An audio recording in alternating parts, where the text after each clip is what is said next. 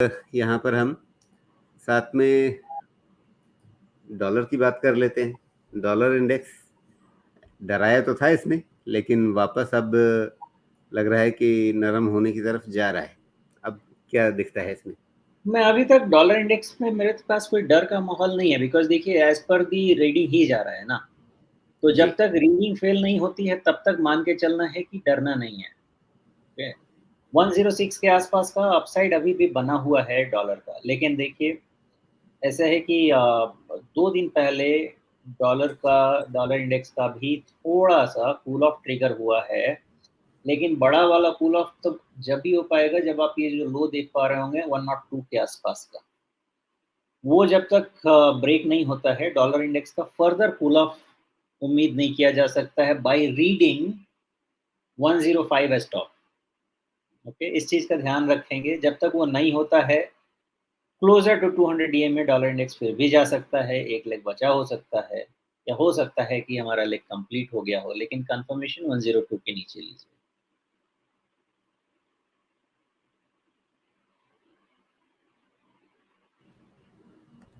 तो ये रही बात डॉलर इंडेक्स की। अब अगर रुपया बनाम डॉलर इसको देख लें, तो यहाँ पे क्या लग रहा है? इसमें भी वही कहानी थी जब पिछली बार 83 की ओर वापस आने लगा था, तो वहाँ भी एक बार को लगा था कि कहीं ऐसा ना हो जाए कि ये जो छत बनी हुई है वो अगर ट्रैक कर गई, तो फिर उसके आगे निकल कर के पता नहीं, जो ब्लू स्काई, नीला आसमान, खुला आसमान, वो सब चीज़ें डराने लगती। डॉलर के मामले में तो, रुपए के मामले में तो डराएंगे फिर वो चीज़ें। लेकिन अब क्या लग रहा है यहाँ पे? देखिए ये जो पैटर्न है ना रुपी डॉलर का, ये ऐसा है कि 83 पे तो क्लियर कट बहुत ज़्यादा रेजिस्टेंस है, उसमें कोई शक तो रह नहीं गया है। प्रॉब्लम उधर नहीं है, प्रॉब्लम ये है कि ना ही कंप्लीट रेक्टेंगुलर फॉर्मेशन बन रहा है, ना ही ये कंप्लीट वेज फॉर्मेशन बन रहा है। वहाँ पे थोड़ा सा डिसीजन लेने में प्रॉब्लम है, लेकिन मैं एक डिसीजन ये लेके चल रहा हूँ कि 83 पे रुपी का डॉलर का टॉप है। मतलब रुपी 83 के बियॉन्ड डिप्रिशिएट करती हुई ना मुझे फंडामेंटल रीजन से दिख रही है, ना टेक्निकल रीजन से दिख रही है। फंडामेंटल बिकॉज मुझे कहीं पे भी बैलेंस ऑफ पेमेंट का रिस्क नहीं दिख रहा, डिटेरियोरेट होने का, ट्रेड डेफिसिट डिटेरियोरेट होने का रिस्क नहीं दिख रहा।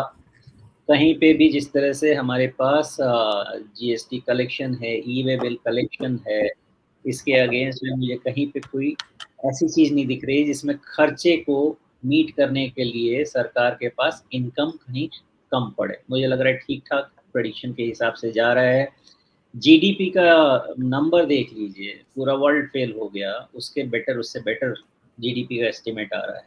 यही मैं कह रहा था कि लोग अभी समझ नहीं पा रहे हैं हम किस डायरेक्शन में जा रहे हैं। देखिए डेटा तो मैं भी प्रूव नहीं कर सकता, फ्यूचर डेटा है, लेकिन पैरामीटर्स समझ के जो कह रहा हूँ, अभी जीडीपी ग्रोथ बहुत तेज होने वाला है, हमारे एस्टिमेट्स बहुत अपवर्ड रिवाइज होंगे। Okay, unless there is natural calamity या कुछ वैसा हो जाए। रुपी इस हिसाब से 83 पे, डॉलर मुझे टॉप आउट दिखता है अगेंस्ट रुपी। अब फिर आप ये ले लें कि 82 के नीचे क्लोज होगा ना, तो फिर इसका 200 डीएमए रीटेस्ट होगा, और फिर इस बार अगर 81.5 गया तो आराम से 80 तक तो हम आ जाएंगे आराम से। इस बार के हिट में अप्रिशिएट हो जाएगी रुपये 80 तक।